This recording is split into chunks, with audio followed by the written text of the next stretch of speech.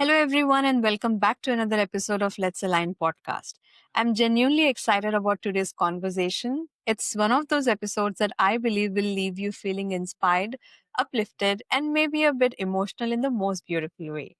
Joining me today is someone whose story is not just powerful, but deeply human. Maria C. Palmer is here with us, and she's going to talk about something that I think we all relate to on some level. Yes, I'm talking about resilience. Well, the title of today's episode is How Resilience Blazed My Path to Purpose. And trust me, Maria's journey is a living example of that.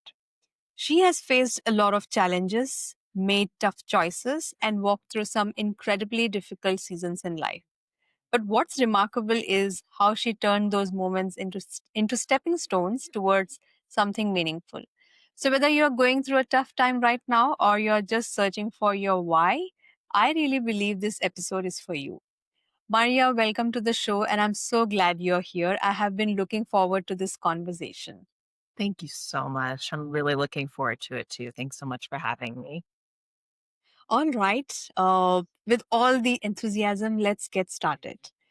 To kick off things, can you share a moment from your life when resilience wasn't just a concept anymore, but something you actually had to live and breathe? I think resiliency has been the backbone of my entire life. I have been very, very blessed. I grew up in one of America's top Italian restaurants in a little town called McKees Rocks, Pennsylvania, which is just outside of Pittsburgh, Pennsylvania, in the United States. And McKees Rocks is a kind of a rough and tumble mill town. Nobody had ever heard of it until two football seasons ago. The Buffalo Bills star Damar Hamlin passed out on the field in a cardiac arrest. And he is, in fact, from McKees Rocks. So my family, not being from McKees Rocks, ended up buying a failing restaurant, and my dad, with a lot of blood, sweat, and tears, turned it into one of America's top Italian restaurants. And we had celebrities and sports stars and you name it kind of coming in and out of our doors. And we had won many national awards and international restaurant awards, and things were just going great. And then, clue to a knock at my door, and it was the federal government asking for the whereabouts of my father. He was mentioned in a federal grand jury investigation, which, for those of you who might not be familiar with that term, essentially in the United States, whenever somebody gets in trouble, they are asked if there's any other person that they might know of that might be doing something that is worth looking at. And unfortunately, the person who was the subject of the investigation mentioned my dad. I would say that that is the moment that resiliency really became kind of part of my soul, not just in the backdrop of my entire life. I had to learn basically how to pick myself up from nothing again because we had gained so much. My dad had ran for political office. He had written a column in the Pittsburgh Post Gazette, which is our newspaper. He was very well known in the area as this top restaurateur. And then all of a sudden, he was in the spotlight again, but yet for something that wasn't so great. And I think that it was very challenging for my family during that time. I didn't really have a whole lot of hope, and I didn't really know what to do. So I did what I could, and I hopped on board a plane and went 3,000 miles away to Los Angeles because everybody knows if you try to get on a plane, your problems don't follow you and your carry-on, right? Everybody wishes that, right? And whenever I got to Los Angeles, I was really hoping for a nice fresh start. And unfortunately, my problems did follow me. And I was really, truly suffering. And I was very, very grateful. I was able to, on happenstance, meet a nun a Catholic nun in California that started an organization called Get on the Bus that at the time was just taking children to visit their incarcerated mothers. Now it's both mothers and fathers. And I was so moved by what she had to say that I just felt compelled to share my story, even though at the time I wasn't very public with my story because there was a lot of shame and guilt. And I started fundraising for her and the organization, eventually became the director. And that's when my life changed almost, 180 because I thought I was taking the role as the director of this program to help other people. But really, what happened was the family started to help me and they started to make me realize that we don't need to live our lives in shame and guilt for a mistake that was made. And we can have unconditional love because no human is truly perfect, no matter who they are, even ourselves. And we can find a way to not judge somebody by their worst day, but by all of the goodness that they've had to give. And so it's through that experience that I got into the nonprofit world, and then I also decided to write my best-selling book with my father and my co-author Ruthie Robbins, who was my former English teacher, called On the Rocks, to talk about my journey because part of being human is there's a duality to it, right? There are things that we love to talk about, those awards that we won, the good that we've done for others, how we can continue to be in the spotlight in a positive way. But there's also the flip side of that. And everybody has that darker side, right? Too. Things that you don't necessarily want to advertise to people. Maybe you have a short temper, or maybe you've made a mistake that you really truly regret. But I think telling that whole story, and we do tell the whole story, all parts of it, has allowed people to connect with this project on a much deeper level because everybody can relate to the pieces of resiliency that kind of hold things together and take us through to the next phase in life. So that is my long short of how I'm tied to resiliency and really believe that it is a key element to human thriving for sure. Thank you so much for sharing that. And I'm sure that must have been quite a challenging time for you. But yet, the way you push through it is incredibly inspiring. And I'm sure many of our listeners right now will be able to relate to that feeling of, being at a crossroads. Um, Now, if I may ask you, when you were going through that tough time, what really helped you to make it through? And was it some kind of inner strength you discovered, or someone showed up for you? I would love to hear what kept you going when things felt the hardest. Yes, I wish I could say it was all me and my inner strength, but not at all. I or not at all at first, at least. I am very blessed to have a wonderful family by my side and also wonderful friends by my side. And so um, I would say that they became the backbone at first. My family, we were all going through the same thing at the same time. So we leaned on each other, we leaned into each other, we became each other's bolsters whenever we needed that support. And, in particular, I would say my boyfriend, then husband now, has just been so wonderful. Whenever he came into my life, it was really on the downswing of the restaurant. It was shortly after my dad had started his investigation. So he didn't know us as the family in town. He basically knew a lot of the flaws that happened. And, for somebody that was only 21 years old, 20 years old at the time, to not just say, oh my gosh, I'm going to leave this girl. She's got a lot of issues, and I certainly did have a lot of issues then.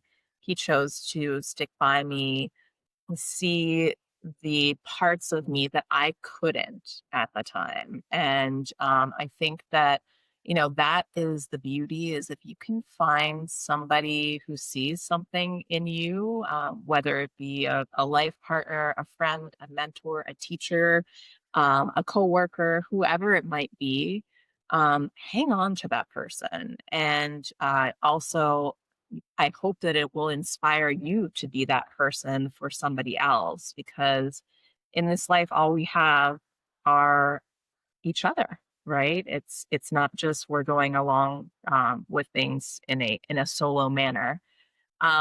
Because of the support that I had through my family and friends, I was eventually able to start believing in myself. And I always say that the nun, Sister Suzanne Jabro, who I met, who founded Get on the Bus, she was one of those people who always believed that I could do it. And she would always lie, but God forgives her because she's a good woman. But she would always tell me, Maria, you can do this. It will be easy. Nothing in life is ever easy or simple, but she was right about one thing, and that's that I could do it no matter what it is. And now, um, if I feel compelled to do something, no matter how lofty the goal, like I got a call last year from a high-end kitchen countertop company. Now, our restaurant has been closed for almost 30 years. My dad is in very poor health. He's a two-time kidney transplant survivor, a diabetic who's had lots of problems with neuropathy and his feet, his heart, his back, like you name it. There's really not much health wise that's going his way. But this countertop company said to us, "Hey, do you want to recreate the restaurant?" And I said, "Well, I'm not sure that I would be able to necessarily do that. I do not live in Pittsburgh anymore. I'm 6 hours away from Pittsburgh. My dad is in very poor health. I don't know who would be able to like cook for all of those people. I'm just not sure." And they said, "Well, what if we let you guys set the menu? We took all of the reservations. We found a head chef and you guys just came and brought the hospitality that once was at the Prima Donna, and you shared your stories, your life. You gave your customers an opportunity to share their memories because that's the thing. Whenever you have a restaurant, you have your own memories, right? But you're the creation of memories for so many other people. So people really do get emotional, especially when they see my dad, because they remember a sweeter time, or they remember that their mom, who now has passed away, used to take them there whenever they were younger, or they remember celebrating the memory of somebody's life, in the confines of our restaurant. They remember getting engaged there. They remember a wedding that they went to or a rehearsal dinner. So it is a place that houses a lot of very powerful emotional memories for people, and we are just the conductors of the back end of the food business. And so I think that that said, and I'm sorry, I lost my train of thought for a minute because there was a really loud noise in my house that happened down there. But I think that that is why those little things have helped me to say yes to things, even whenever I may doubt myself, because I know that if I believe enough in myself, if I have the passion behind it, I know I'll be able to do it. I strongly believe that sometimes it's our own strengths, and many a times it's the people around us who help us to get through. And hearing your story, it's truly inspiring to hear that. And I'm confident that a lot of people will really connect with what you said just now, especially those who are in the thick of something right now. Um, we often hear the phrase, everything happens for a reason. But when you are in a thick of it, that's hard to believe. During your tough moments in your own life, what helped you to hold on or trust that things would eventually make sense?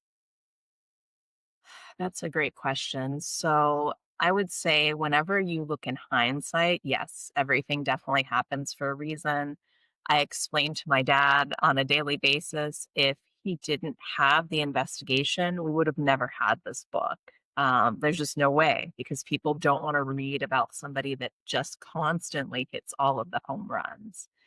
But I think that it does take the hindsight of that. When you're in the moment, there's nothing worse, and it can be very debilitating, and it can be a large trauma in your life. And whenever you go through any sort of trauma or big change, sometimes you have to go back to basics. So, how I got through every day in the beginning, basically, I had to remind myself about basic necessities. I had to schedule time to sleep, even if I wasn't sleeping, even if I was laying awake and crying or nervous. I had to schedule time to eat, even though I wasn't hungry. I had to really make a point in my life to be able to adapt some sort of schedule that would bring me back to the normalcy that once was, because whenever you were in that flight, flight or fight trauma mode, you don't think about all of those basic things. So, the best advice I could give to your listeners right now is, if anybody is out there and something really horrible has happened to you and you feel derailed and you don't know where to go, just very basic things and taking one day at a time. And maybe, you know, tonight you'll sleep 5 hours, and that's 1 more hour than you slept last night. Or tomorrow you'll maybe cry a little bit less, or you'll get outside and you'll see the sun and find one thing to appreciate more than what you appreciated the day before. And it's those little things like that, because I always tell people, it's not the smartest person in the room who's going to be the most successful. It's the person that has the most resiliency. So if you feel like you're in quicksand right now and you're trudging through the mud, these things will not last. It feels like it's the worst day of your life, but you will get past it. You'll be able to look back and, maybe not, volunteer to go through it again. Nobody wants to do that again, but to even find some humor. Sometimes we joke around and we laugh about things that sort of happened in that very dark time, or, how we reacted to something. You can do that once you're able to step back, and time is a good healer. But if you're in the moment, give yourself some grace, do what you can to survive. And like I said, do not compare yourself to the person across the street who is posting 50 times on social media about how happy they are, and how they moved and they have the perfect family and the big house, and all of their dogs sit on command and don't make all kinds of noise, which is what mine did a couple of minutes ago. When you start doing that, you will perpetually be an unhappy person. You have to find a way to be grateful for the things that are happening in your life, even if they are not exactly what you had hoped for. Well, that's so true. As you said, that taking one step at a time, one thing each day, many a times we do forget that. And especially when you're in middle of the struggle, it's almost impossible to see the bigger picture. So thanks for sharing that so openly. I know that kind of vulnerability isn't easy, but it really helps others feel less alone in their own uncertainty. Um, I believe that sometimes the biggest growth comes from letting go of old beliefs. Were there any stories you used to tell yourself about your worth or how your life should be? Yeah, you know what? Whenever I was younger, I was my own critic. I was very much a perfectionist. Nothing was good enough. I always wanted to have the best grades, to, be the person in class that everybody wanted to be friends with. And what happened was I was really unhappy. I was just more of a people pleaser, and I was just going about life for other people and living their dream and not my own. And I think it took me all of being 40 years old and, several years of therapy to realize that there's one person at the end of the day that matters what you think of them, and that is your own self. If you can go to bed happy about how you handled a situation, what you're doing with your life, your goals, your aspirations, what you're trying to do, then that's all you need.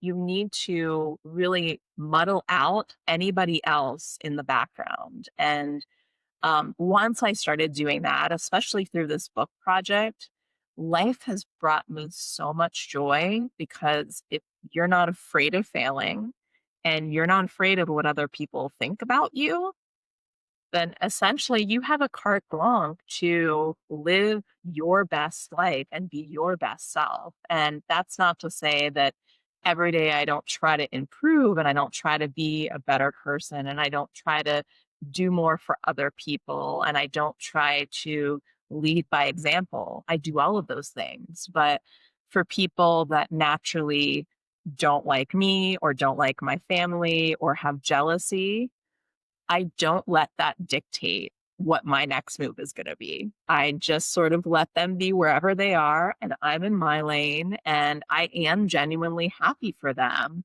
if they achieve something, but I also don't let them hold me back anymore for what I want to achieve. And that I think has been the greatest gift once I turned 40. Well, I think it takes a lot of self awareness and bravery to confront those old stories and rewrite them. And letting go of the old beliefs is such a hard work, but I feel it's really necessary work. And hearing how you worked through that will really stick with our listeners. Um, let's go back a bit. If you could sit down with your younger self, the version of you who was just stepping into this journey, what would you want to tell her? I would honestly want to tell them that ultimately everything is going to be okay. Because whenever I was in the moment of all of that chaos, I felt like the walls were crashing in on me. I also felt like I'm a pretty friendly person, at least I think so. And I used to think whenever I was walking down the street, I never made eye contact with people because I didn't want to have to say hello. Because I thought if I said hello, that they would know that something was wrong with me. I'm going to say that again because it's so crazy. I thought that if I made eye contact with somebody and smiled at them and said hello, they would think something was wrong with me. And now I know that there is no way on earth that anybody walking down the street that says a friendly hello, that you would know that something's going on in their life at all. But it was just my own insecurities. It was worrying about how the world was portraying me and my family and getting caught up and feeling kind of boxed and caged in to that that really tripped me up. So I think if I could just tell my younger self, like, listen, this is going to be hard. You're not going to want to repeat it again, but you'll get through it. And not only will you get through it, you will thrive. It'll provide you with purpose and your future career as a grant writer. It'll provide you with purpose of going and writing the book that your dad always wanted you to write. It will open up so many opportunities for you, like a new cookbook that is going to be on the docket for us in 2026, a documentary that's now in development around our book, several different cooking classes all throughout the United States, a pop up restaurant in a city that I don't even live in anymore, guest speaking opportunities and being the keynote speaker talking about items like resiliency and overcoming adversity and what it means to persevere. All of those things, I can't imagine my life without right now. Like, I have the best job in the world, and I have the best job in the world because I had a really shitty situation happen to me in life. And, I don't know. It doesn't get any better. That's what I wanna tell my younger self. "Hang on, you're gonna be alright." I'm pretty sure that your younger self would be really proud of how far you have come. And honestly, a lot of people listening needed to hear those words. Sometimes we all need that gentle reminder to be patient with ourselves and definitely trust the journey. So thanks for sharing that. For someone listening right now who might feel stuck, like they are at a crossroads or unsure of what their purpose is or which direction they should take, what would you say to them? And of course, something that you have learned from your own journey. Yeah, you know what? I would tell them to lead with passion. So find something that you would want to do on your days off. And that's what you should do for your job. So, whatever it might be. I mean, for me, I love eating, I love cooking, I love speaking, I love writing. So, I was able to incorporate my day to day work into those dynamics. And so, anytime you're able to kind of find out what fuels you and what you're passionate about, first of all, you're never going to work a day in your life. It's always going to seem fun. This to me is not work. This is fun. I could do this all day with you if I didn't have another appointment coming up. But once you find something that really fuels you, it's going to allow you to give yourself in a way that you never thought you would be able to. So I'm able to try new things and not be afraid to fail because I'm very passionate about what I do. I also keep a sense of humor. So if things tank or if I try an event and no one comes or it just totally flops, then I know, like, all right, maybe people aren't super into this, or maybe we can change it up or make it at a new venue, or maybe, doing this during the week of graduation was not a great idea. Maybe for next year, we schedule it more towards July instead of in June or whatever it might be. So, learning to adapt as well. That's, I think, a crucial skill, especially if you do have that entrepreneurial spirit inside of you, because ultimately, if you want to try something new, there is a certain amount of failure that comes with that. And I always tell people, I experience more failure every single day than I do success. You see this much of the success that I've had, but for this much of the success that I've had this much failure. Not just today, but every day, but it's that much success that kind of keeps me going.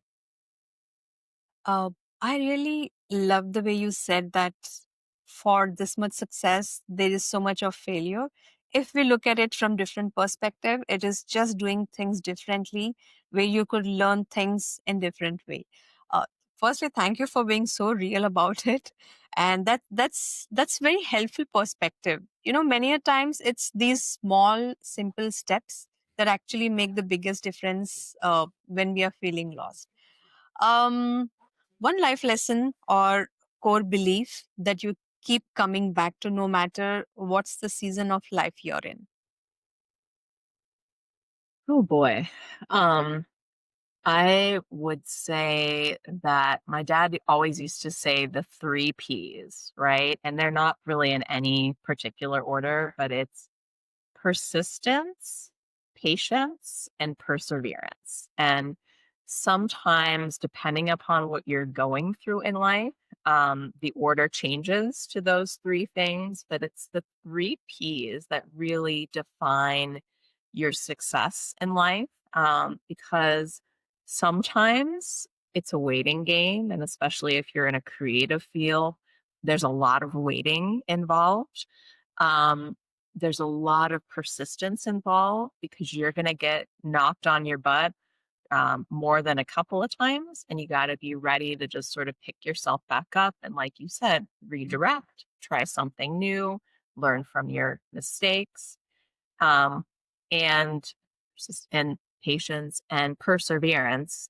Again, just being able to kind of wait out that storm. That's very important, and just to keep on doing what you're doing, even whenever you don't see the results, because eventually one day it's just going to all happen. And this past week there have been two really big things that I've been waiting for, and that is for this cookbook that I've been working on to become acquired, and also this documentary to kind of find a home and a crew and some funding and a date that we are going to start shooting it. And within 1 week, I mean, I've been working on both these things for almost a year, and within 1 week, they just all clicked together. And there was nothing in particular that I was doing that was any different this week than other weeks, but it just happened to work this week. So it's that persistence, patience, perseverance. Well, I can so relate to what you said just now: persistence, perseverance, and patience. When I actually started my journey in podcasting, I wasn't sure how am I going to pave my way. But as you called out, perseverance is really important. And I remember my very first episode that I had recorded. Trust me, I had to record it like 4 or 5 times for me to be convinced that it looks fine. And now when I look back 1 year, if I go back 1 year, I'm so thankful for trying all that, because only with all the failures that I could encounter, I was able to learn certain things, unlearn a lot of things, and relearn a lot more.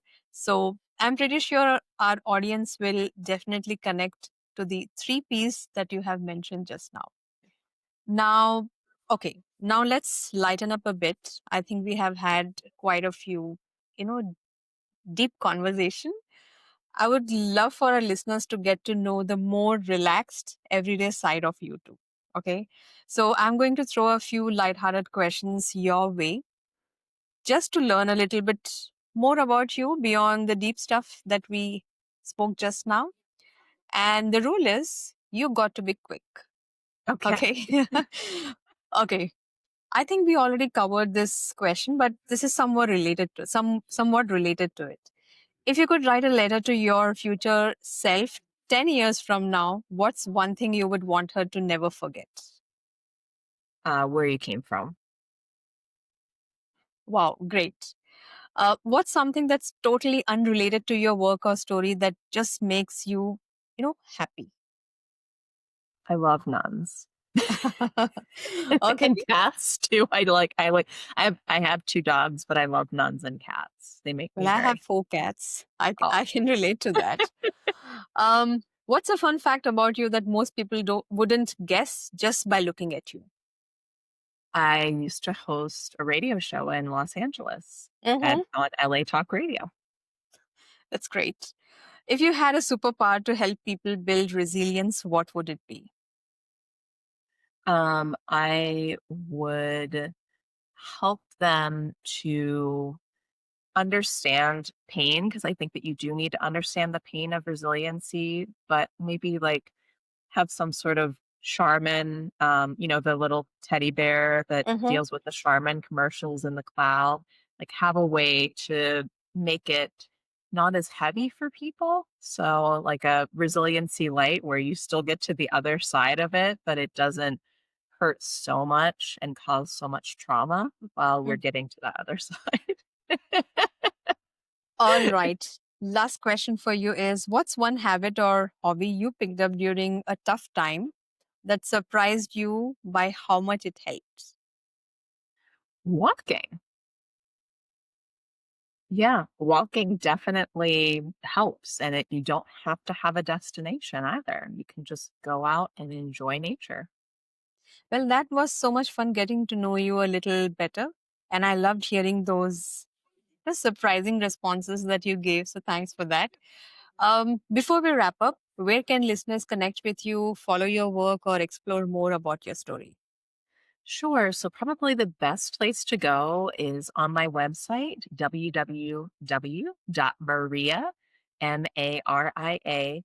like cat, like your four cats, and then Palmer, Palmer.com. And on that website, you'll see the channels to my Instagram and Facebook, which is the handles at Joe Costanzo, JoeCostanzo, Prima Donna. That was our restaurant, Prinadonna. I post all kinds of things under our events page. I have virtual events, I have live events. We do private events as well for people. I post all of my media appearances. So after this comes out, I will certainly put that up on my media tab.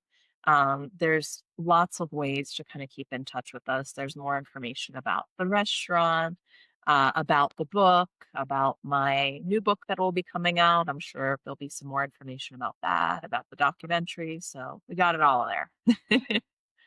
Perfect. Thank you so much. I'll make sure that I add up all those details that you have mentioned in this show notes so that our listeners can stay connected with you and keep exploring your work. Uh, Perfect. I would definitely say a huge thank you for being here today and sharing your incredible journey with us.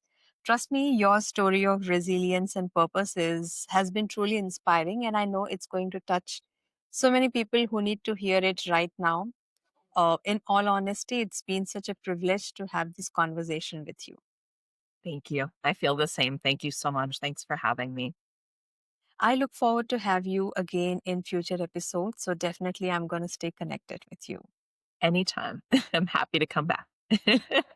And to everyone listening, thanks for tuning in. And if you enjoyed today's conversation and want more meaningful and inspiring content like this, please don't forget to subscribe to this channel so you never miss any episode. Until we meet next time, take very good care of yourself, and I'll see you in the next episode. Goodbye. Thanks, Maria. Thank you so much. Thank you. I appreciate it. And then just stay in touch and let me know, whenever you have a link or whatever, I will certainly post it up on my website and put it in my newsletter and all that too. So Absolutely. I'll stay mm, connected. Bye bye. excellent. I appreciate it. Have a great rest of your night. It's late there, right? Yeah. Oh, all right. Well, I hope you get a little sleep. Thank you. Thanks so Bye much for bye. meeting with me. Okay. Bye.